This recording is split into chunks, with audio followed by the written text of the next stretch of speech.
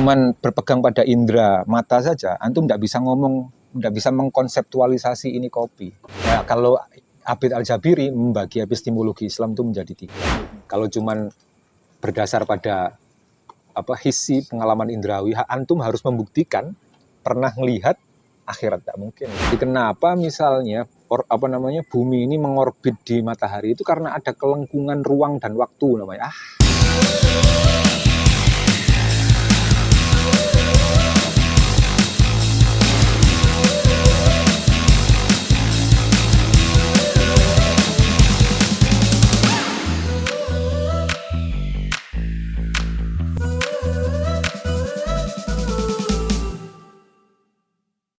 Assalamualaikum warahmatullahi wabarakatuh. Kawan-kawan sekalian, bertemu lagi bersama kami di opini kedua. Pada malam hari ini bersama narasumber seperti biasa, Ustaz ya. Setelah sekian lama vakum. Akhirnya kita bertemu lagi. Iya, opini keduanya libur ya. Iya benar. Ya, karena hostnya terlalu sibuk dan narasumbernya terlalu nganggur sehingga akhirnya bisa ngomong kalau opini keduanya libur. Mungkin sepertinya ditujukan kepada saya. Gitu. Sama ini tidak diperkenalkan, tidak dipresent. Ini mau perkenalan. Iya. Seperti biasa kita perkenalan dulu ya. Saya Raihan Aryat dan di sebelah saya teman saya agak berbeda ya. Siapa namanya? Nyimas Zahwa. Nyimas Zahwa. Panggilannya? Zawa. Oke, teman-teman sekalian. Mungkin kalau kalian mau perkenalan bisa hubungi kami di bawah ini nomornya. Minta Instagram, Bos.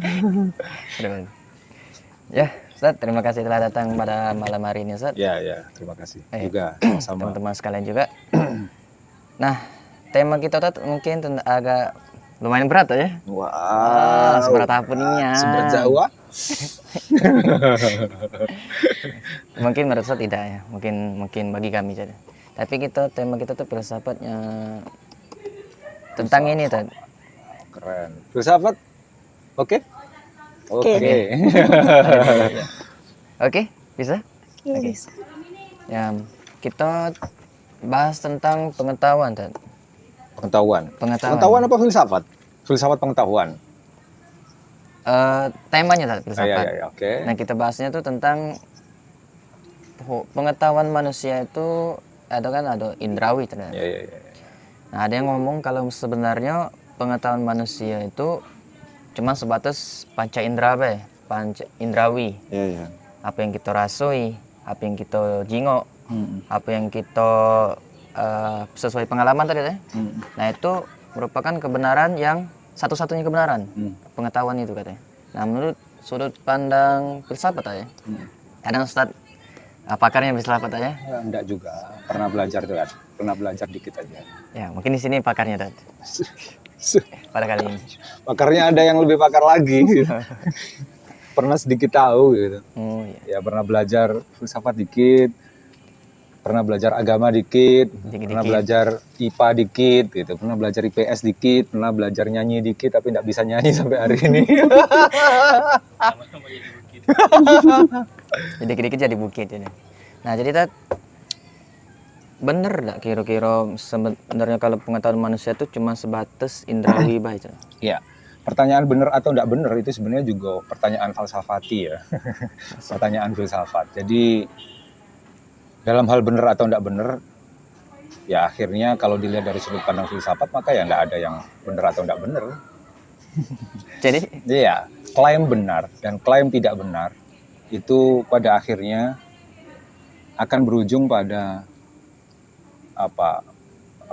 simplifikasi. Simplifikasi itu mereduksi, pereduksian terhadap makna lah, ini tambah berat ini ya. Jadi kalau sampean semua belajar filsafat atau mungkin paling enggak belajar elemen Islami dari filsafat, ya sampean antum pernah belajar ilmu kalam atau aqaid, itu elemen Islami dari filsafat. Dari situ kita bakal tahu bahwa pemikiran manusia pada akhirnya tidak akan bisa diklaim benar atau tidak benar. Ya, yang bisa dinyatakan dijustifikasi benar atau tidak benar ya cuman pernyataannya Tuhan. Itu pun ketika pernyataan Tuhan atau firman-firman Tuhan diterima oleh manusia nanti akan juga berubah gitu. ya statusnya jadi profan. Bahasanya profan ya. Profan itu yang manusiawi, yang kemanusiaan gitu. Lawannya itu yang imanen, transenden atau transenden.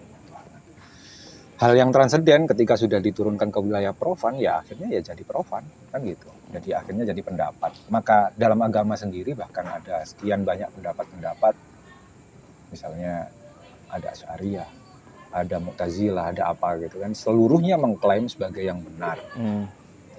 Dan kalau kita belajar seluruhnya itu, kita akan tahu bahwa pada akhirnya ya kebenaran itu dalam tanda petik ya, cuman klaim dari setiap kelompok saja. Dan kita hanya berhak untuk memilih salah satu dari yang menurut kita benar. Paling kan gitu. Ujungnya di sana, tapi bukan berarti saya mengatakan bahwa Asy'ariyah misalnya yang saya peluk itu salah. Enggak, ya pasti benar, tapi yang lain pasti juga akan mengklaim dirinya yang benar. Mu'tazilah pasti akan seperti itu. Nah, dalam konteks pengetahuan, maka akan ada sekian banyak orang yang berpandangan tentang bagaimana, tentang apa hakikat dari pengetahuan itu sendiri, lalu bagaimana cara memperolehnya. Itu kita belajar di epistemologi biasanya, atau kalau enggak filsafat ilmu. Ya, filsafat ilmu kadang dirancukan dengan epistemologi. Saya berani ngomong seperti ini karena skripsi saya juga tentang epistemologi, ya kan? Tentang filsafat ilmu, tentang pengetahuan, tentang epistemologi Khudhuri tepatnya, karyanya Suhrawardi. Jadi saya memperbandingkan di sana sekian banyak jalur manusia memperoleh pengetahuan. Dan saya dengan skripsi itu berupaya untuk dalam tanda kutip mempertahankan argumentasi dari para sufi. Pengetahuan-pengetahuan yang dimiliki oleh para sufi yang selama ini didiskreditkan oleh orang-orang di luar sufi, hatta orang Islam sendiri, ya orang-orang Islam yang cuma berpegang pada rasionalitas. Waktu zaman Suhrawardi hidup, misalnya Al-Farabi atau Ibnu Sina yang mengunggulkan rasionalitas, sehingga akhirnya kan menepis apa yang kemudian dipercaya oleh kalangan sufi sebagai pengetahuan yang lain. Pengetahuan Khudhuri itu yang disebut Suhrawardi sebagai pengetahuan Khudhuri.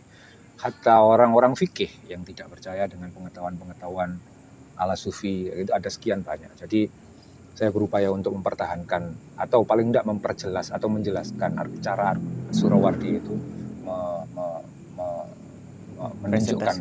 menunjukkan bahwa pengetahuan itu tidak hanya diperoleh berdasarkan indera seperti yang antum sebut tadi. Jadi ada sekian banyak cara manusia itu memperoleh pengetahuan, intinya itu.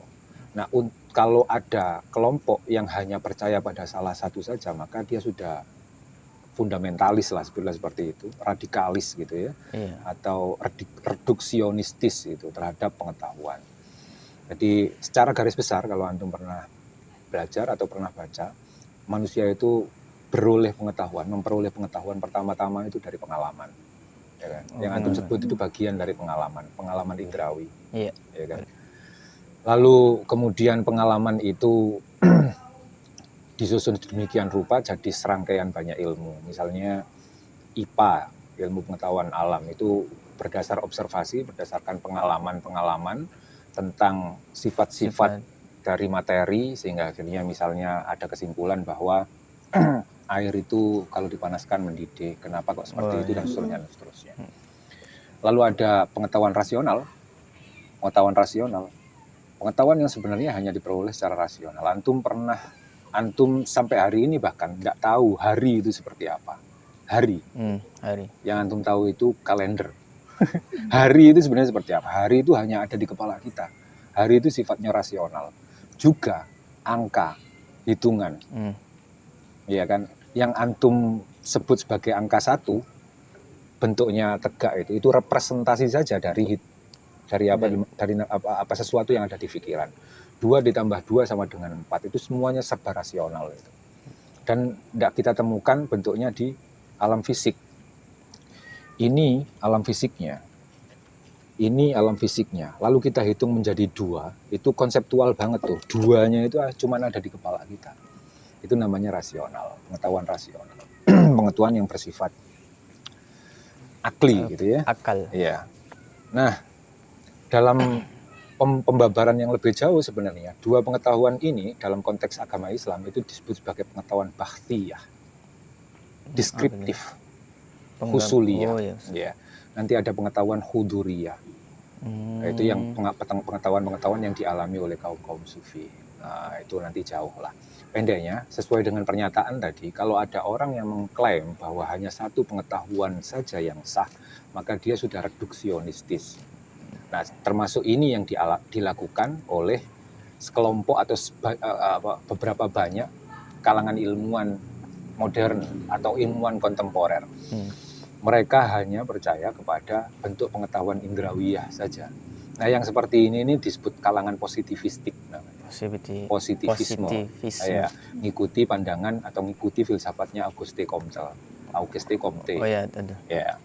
Jadi hanya yang terbukti secara ilmiah saja yang dianggap sebagai pengetahuan, dan yang disebut sebagai ilmiah adalah yang bisa diindra, yang bisa diulang lagi kalau memang itu sebuah teori misalnya air dipanaskan mendidih. Ketika antum manasi pasti mendidih terus, itu namanya bisa diulang. Nah, yang seperti itu saja yang dianggap sebagai pengetahuan, dan itu menjadi gejala lumrah di kalangan ilmuwan, dan kemudian menjadi semacam filsafat yang diikuti oleh banyak orang yang tidak sadar gitu. Ya, jadi akhirnya awalnya itu semacam pandangan para ilmuwan, lalu kemudian beranjak jadi filsafat. Ketika sudah jadi filsafat, jadi pandangan hidup. Ketika sudah jadi pandangan hidup, itu jadi berbahaya. Karena orang akhirnya hanya percaya pada apa-apa yang dia lihat atau dia bisa buktikan dengan mata kepala. Iya. Sebenarnya sangat mudah untuk membantah itu. Sampean punya gelas, lalu isi air, lalu taruh gula, lalu aduk, suruh ngerasa ke orang itu, manis apa enggak? Manis. Sekarang tanya, di mana gulanya? Tak bisa jawab deh. Nggak kelihatan. Iya. Tidak seluruh yang terlihat, tidak seluruh yang tidak terlihat itu tidak ada. Tidak seluruh yang tidak terlihat itu tidak ada. Tapi itu menjadi argumentasi mendasar sebenarnya bagi orang-orang yang kemudian kita sebut positivis itu tadi. Untuk membuktikan bahwa Tuhan itu nggak ada, karena ya nggak pernah kelihatan gitu kan, itu muskil. Yang tidak terlihat itu tidak selalu nggak ada. Wong gula aja nggak terlihat tapi faktanya ada. Faktanya ada. Mungkin bisa dirasakan oleh lidah, tidak bisa dirasakan oleh mata. Sebagaimana indera kita mungkin tidak bisa merasakan, tapi indera yang lain bisa merasakan. Nah, kemarin kalau tidak keliru 2 tahun yang lalu ya, aku ngaji Risalah Ladunia. Risalah Ladunia karya Imam Ghazali. Di situ sebenarnya ada sekian banyak penjelasan dari Imam Ghazali tentang pengetahuan, wabil khusus tentang pengetahuan ladunia, pengetahuan yang diperoleh oleh manusia dari Tuhan langsung, dan bagaimana cara memperoleh pengetahuan laduni seperti itu. Itu ada. Ya. Nah, yang diperlukan adalah diantaranya perangkat yang diperlukan adalah kolbun salim, kata Imam Ghazali, ya kan? Hati. Iya, jadi sense di dalam diri kita yang kita sebut sebagai hati ini juga bisa menerima pengetahuan. Sebut saja itu indera batin lah. Kalau antum pernah belajar filsafatnya Al-Farabi, bahkan belum sampai di tahap hati, itu ada istilahnya al-his al-batini. Indra tapi sifatnya batin. Sifatnya batin. Antum kalau misalnya cuman berpegang pada indera mata saja, antum tidak bisa ngomong, tidak bisa mengkonseptualisasi ini kopi. Harusnya antum mecah-mecah tuh, ini kopi, lalu kemudian air, lalu kemudian gula, lalu ada apa gitu. Tapi antum mengumpulkan itu di dalam kepala antum, jadi generalisasi ini seluruhnya adalah kopi.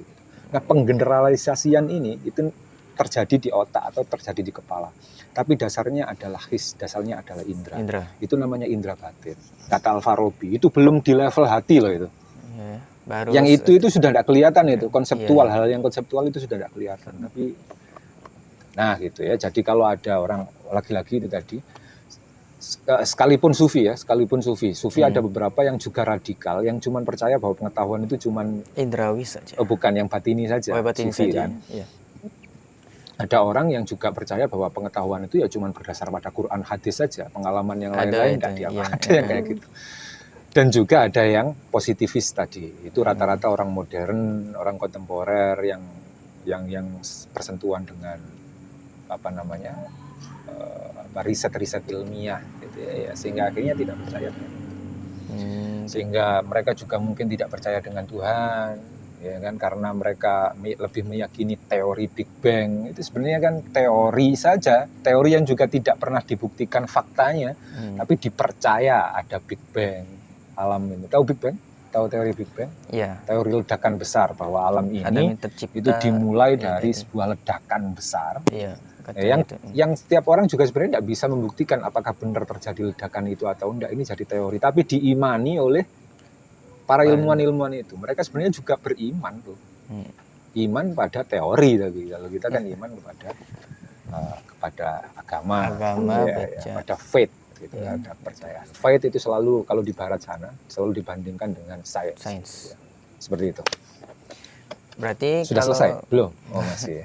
Berarti kalau misalkan kita simpulkan tadi, kalau dibilang pengetahuan itu cuma indrawi be, benar. Tapi menurut itu mereka yang mau benerin tadi. Iya. Dan juga benar dan salahnya itu tergantung pandangan dari mereka sendiri. Iya, itu ya gini, itu kalau kita punya sikap seperti itu sikap yang a priori sebutannya ya. A priori. Itu menghalangi kita untuk memperoleh pengetahuan dari jalur-jalur yang lain, karena kita cuma percaya pada satu jalur saja. Bayangkan antum semua itu diinjak kuncinya itu banyak, cuma milih satu kunci saja.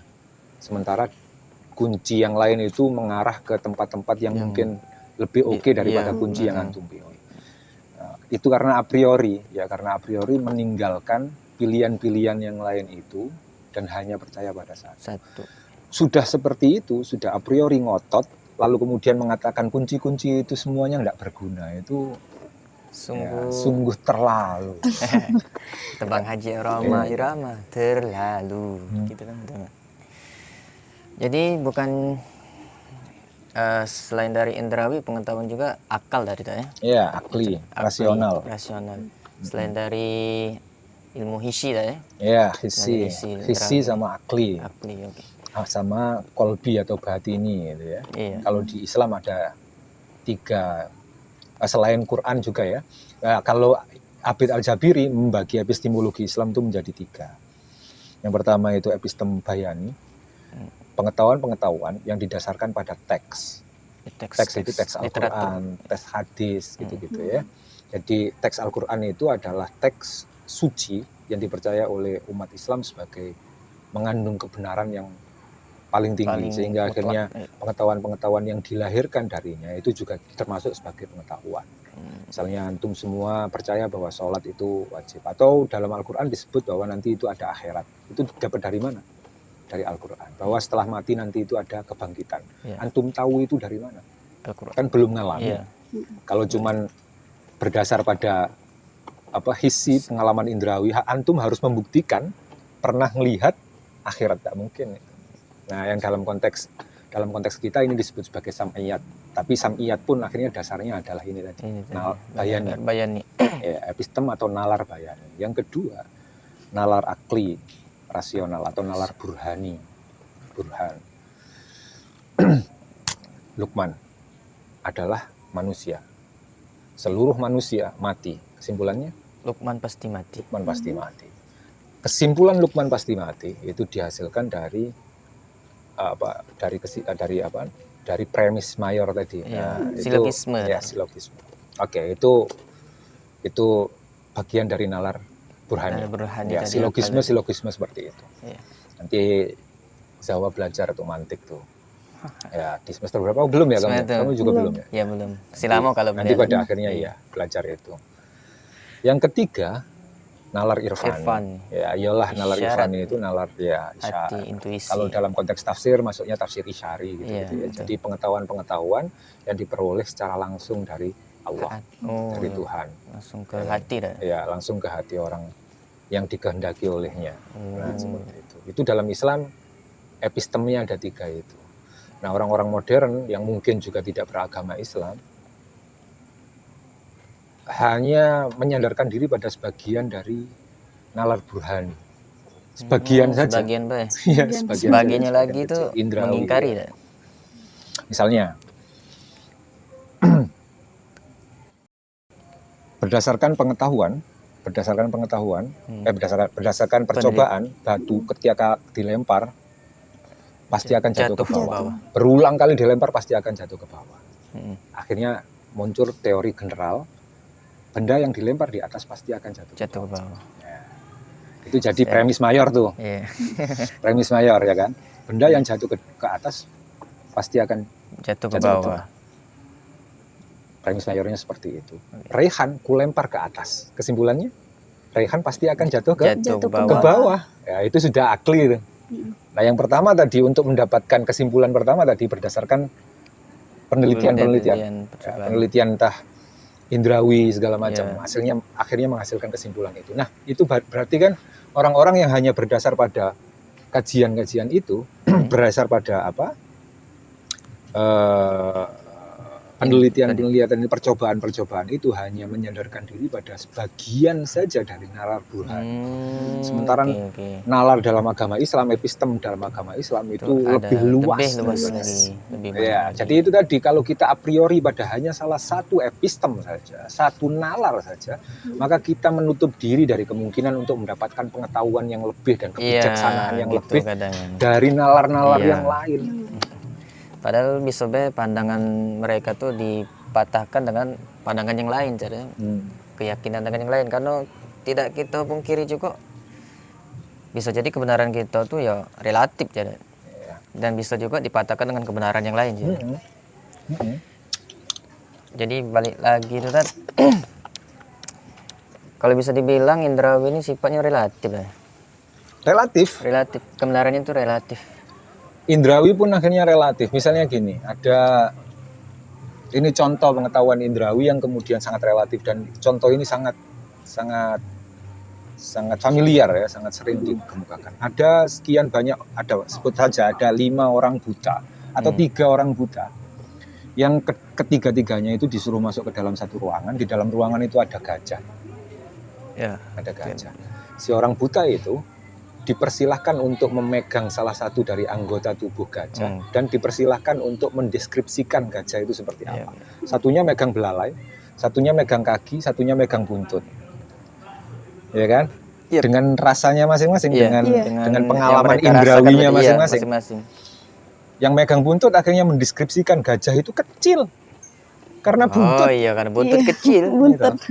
Yang megang apa? Yang megang belalai, wah besar, bulat, agak kenyal-kenyal gitu. Yang megang gading mungkin wah keras, tajam dan seterusnya. Yang megang kaki mungkin bulat, keras, kokoh, mungkin bisa kayak gitu. Nah, seluruh dari deskripsi itu salah enggak? Tidak salah. Sebagian benar atau benar sebagian. Tapi tidak melukiskan keseluruhannya kan. Ya sama dengan orang-orang yang cuma berpegang pada nalar indrawi. Ya mereka hanya melukiskan satu bagian saja dari fenomena-fenomena yang dialami di dalam alam ini. Iya, betul. Gitu.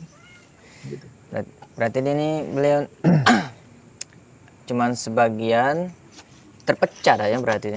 Ya bisa terpecah bahkan dalam konteks ilmu pengetahuan sains saja. Itu pasti ada pertentangan antara satu teori dengan teori yang lain. Antum tahu teorinya Einstein berbeda dari teorinya Newton. Misalnya gravitasinya Newton beda dengan gravitasinya Einstein, misalnya gitu konsepnya. Kalau Newton kan mendasarkan gravitasinya pada massa. Gitu. Benda yang besar pasti akan menarik benda yang kecil. Itu teorinya Newton. Ya. Antum punya kerikil kayak gini, antum lempar ke pojok pasti akan jatuh lagi ke tanah karena benda yang jadi tanah ini, bumi ini lebih besar daripada. Kenapa kok bulan itu selalu tertarik oleh bumi? Ada gravitasi.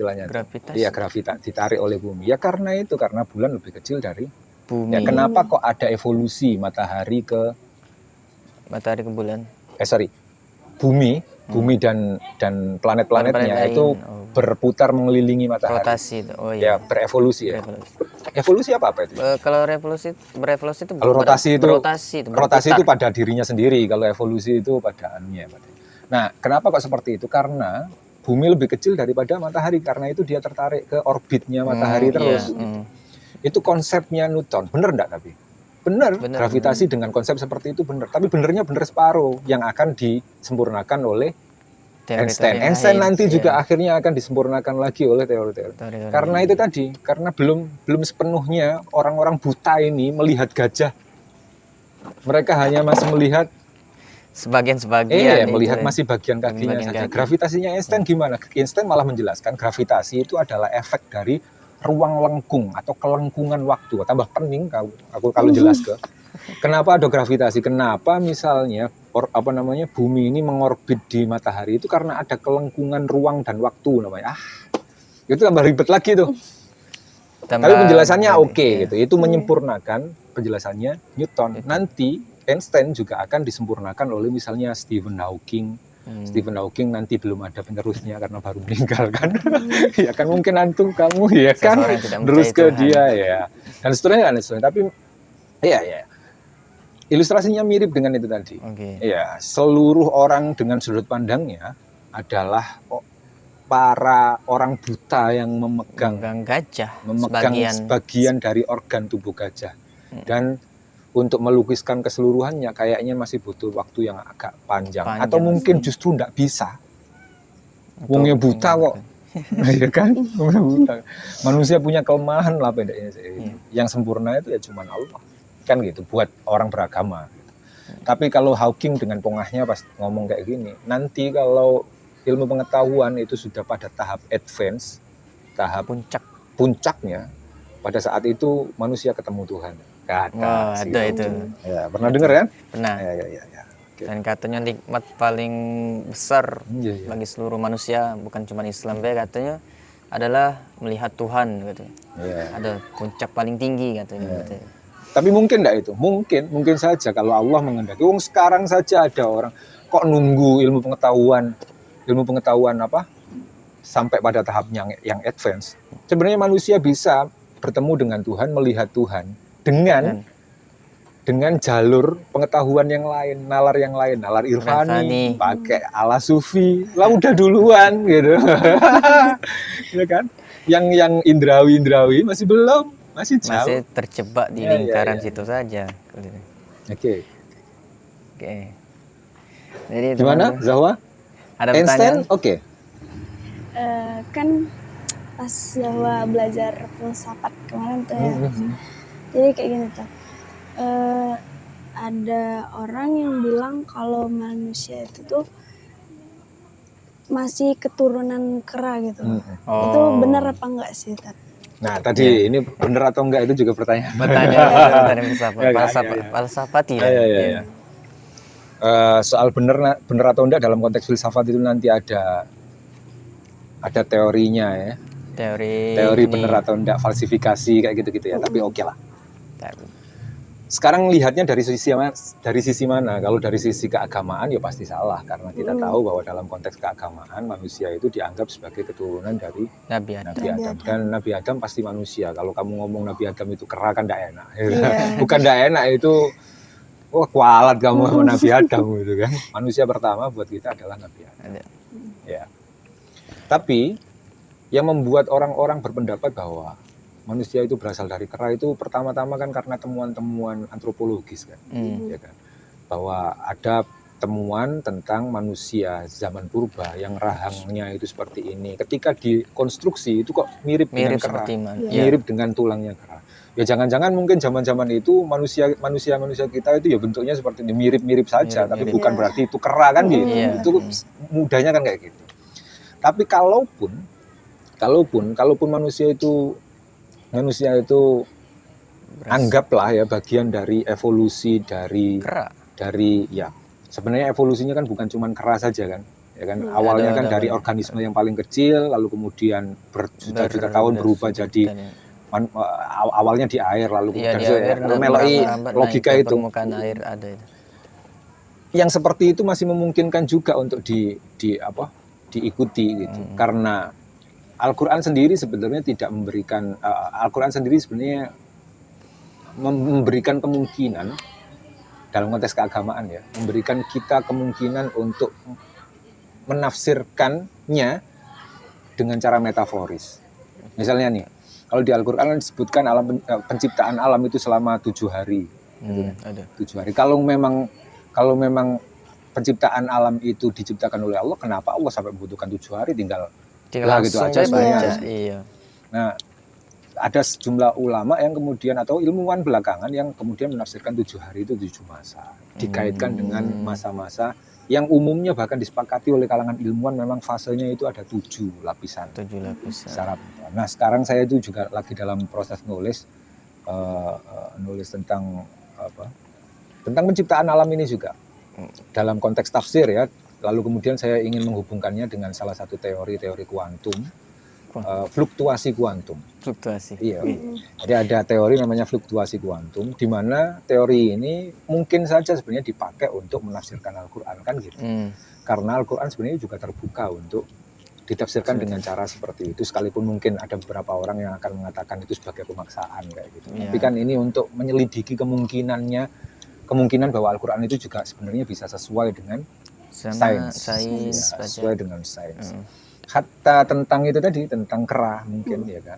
Mungkin penjelasan tentang kera itu bisa kita ambil sebagai evolusinya saja atau bagian dari evolusinya saja. Mau enggak mau, bahkan dalam kepercayaan agama kita tahu bahwa Nabi Adam misalnya. Nabi Adam itu tingginya 30 hasta. Iya. 60 100 meteran atau semua itulah gitu. Sementara manusia sekarang nggak ada yang 2 meter. Nggak ada yang lebih dari 2 meter gitu. 2 meter itu sudah sangat tinggi kan. Ada mungkin yang 3 meter tapi itu kekecualian. Kenapa bisa seperti itu? Ya itu mungkin ada tahapan-tahapan evolusinya. Ya karena manusia bertemu dengan situasi dan kondisi yang berbeda-beda sehingga akhirnya berubah-ubah. Menyusut. Ya. Nabi Adam kulitnya apa? Warnanya? Warnanya di situ kalau di buku kuning langsat. Nah, oke, sebut kuning langsat. Apakah itu berarti Nabi Adam rasnya Cina? Belum tentu. Ya kan, enggak bisa kita sebut seperti itu ya kan. Iya. Nabi Adam nanti akan punya sekian banyak keturunan dan keturunannya itu menyebar di daerah-daerah tertentu atau lokasi-lokasi tertentu yang memiliki kondisi alam yang berbeda-beda sehingga akhirnya membuat orang-orang itu berubah warnanya dan seterusnya. Ya, jadi akhirnya itu ada perkembangan evolutif. Ya kan, evolusi itu kan maknanya graduasi gitu ya. Ya jadi perubahan tapi sifatnya graduatif, perlahan-lahan dan seterusnya. Jadi teori tentang evolusinya bisa kita ambil tuh kesimpulan bahwa manusia berasal dari kera itu masih bisa kita pertanyakan. Ya kan, evolusinya masih oke. Ya kan, evolusinya faktanya memang ada. Gitu. Tapi ada satu istilah kalau sebenarnya manusia itu al-hayawanun natik. Hewan yang berpikir ya. Itu juga mempresentasikan bahwasanya manusia itu memang mirip dengan kera tadi. Kalau misalkan kita benar-benar berasal dari kera tadi ya berarti teori itu cuma sekedar teori, bukan kenyataannya berarti. Mana itu maksudnya? Yang tadi kan kalau misalkan manusia itu berasal dari kera katanya. Terus ada juga yang menganggap bahwa itu tuh benar karena ada istilahnya tuh manusia itu al-hayawanun natik, hewan yang berpikir. Apa ini ada kaitannya lagi dengan hewan tadi? Enggak, hewan juga kan akhirnya berpikir. Masalahnya dia berpikir apakah sama dengan cara berpikir manusia? Manusia itu hewan berpikir, natik itu dalam arti berkesadaran. Antum nanti kalau belajar mantik akan tahu bahwa natik itu adalah fasel. Ya, fasel itu pembeda. Ide dasar yang membedakan antara satu spesies dengan spesies yang lain. Sama-sama hewan, manusia itu dibedakan dari kera karena natiknya. Kesadaran akan kemanusiaan, sadar diri sebenarnya lebih tepatnya kayak gitu. Sadar diri lalu kemudian bisa berpikir tentang dirinya dan mengembangkan dirinya sendiri. Itu namanya natik. Nanti akan ada sekian banyak definisi-definisi dan akan ada sekian banyak polemik tentang fasel yang membedakan antara manusia dengan hewan-hewan yang lain. Ada yang menyebut manusia itu politikun, zon politikun, orang-orang berpolitik, ya kan? Mungkin sebutlah manusia itu berpikir, kera itu berpikir. Tapi apakah kera ada yang punya ada yang jadi anggota DPR kan enggak. Iya. Punya kekuasaan gitu. Lalu punya sistem pemerintahan kan enggak. Jadi kadang-kadang kita untuk menetapkan fasal untuk membedakan antara satu dengan yang lain itu akan sulit. Itu nanti kita ngomong soal mantik ya. Yang membedakan antara kopinya Poin dengan kopi yang dibuat oleh Jenny atau Jana itu apa? Fasalnya itu apa? Hal esensial yang membedakan itu apa? Itu akan rumit memang. Nah, yang kami sebut tadi natik segala macam itu berpikir dalam konteks apa gitu. Nah, berpikir seperti apa juga. Kera itu berpikir pasti. Bahkan ada yang menyebut bahwa ada kemiripan yang sangat gitu antara electricity di dalam otak kera dengan electricity dalam manusia. Karena itu ada sekian banyak percobaan di dunia ilmiah itu yang menggunakan kera karena yang paling mirip dengan manusia kan kera. Ya terakhir itu tentang brain istilahnya itu yang dikembangkan oleh yang punya Tesla itu siapa? Kamu sekarang kalau megang komputer kan mesti pakai mouse tuh. Suatu saat nanti 10 atau 20 tahun ke depan kamu nggak lagi pegang mouse, cuman mikir cak ini baik, pindah dia. Telepati. Semacam telepati, tapi itu sebenarnya memanfaatkan electricity di dalam otak. Ini bukan lagi AI itu. Kamu sekarang masih gagu dengan AI, tapi suatu saat nanti kamu akan ketemu dengan dunia yang seperti ini. Dan itu dipasangi chip nih di sini. Gitu. Nggak tahu masangnya seperti apa ya nanti. Dan itu sudah ada. Jadi si kera ini main game ya di percobaannya itu kan ini belum berani dipercobakan ke manusia, tapi cuman di kera. Main game dia. Nangkep apa kayak gitu. Cuman dengan pikirannya saja. Ini menunjukkan ada aktivitas berpikir dalam kera. Tapi bukan itu sebenarnya yang membedakan bukan yang berpikir yang seperti itu yang membedakan antara manusia dan kera. Dan ada sesuatu yang esensial lagi. Nah, sesuatu yang esensial inilah yang disebut sebagai fasal kalau dalam konteks mantik ya. Nanti ada jenis, ada nau, ada fasal. Lalu ada arot asa, panjang lah itu. Nanti kita baca. Itu untuk mendefinisikan sesuatu. Oke.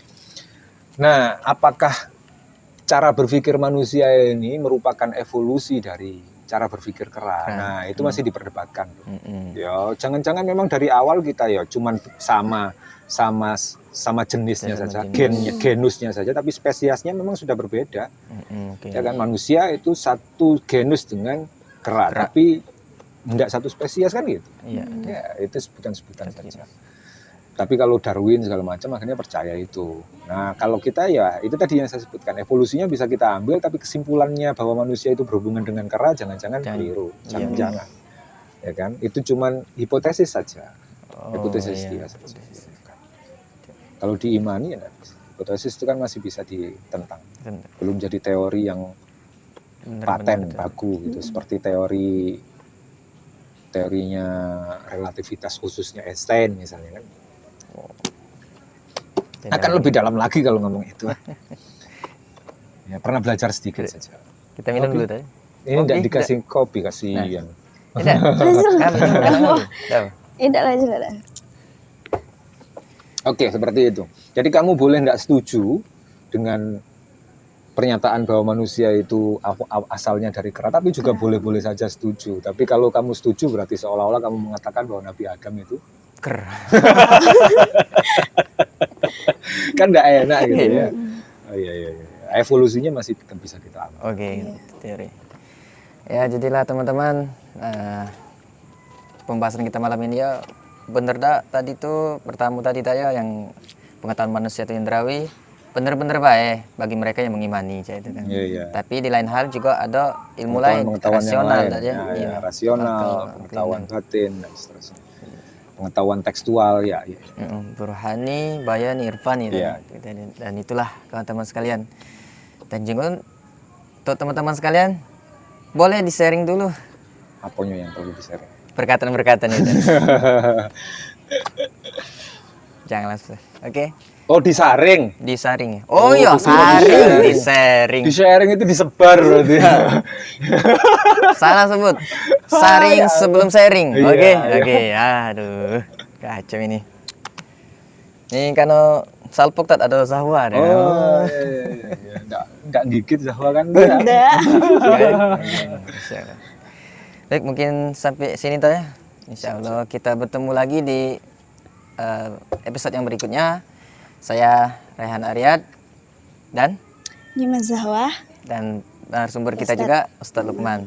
Terima kasih. Wassalamualaikum warahmatullahi wabarakatuh.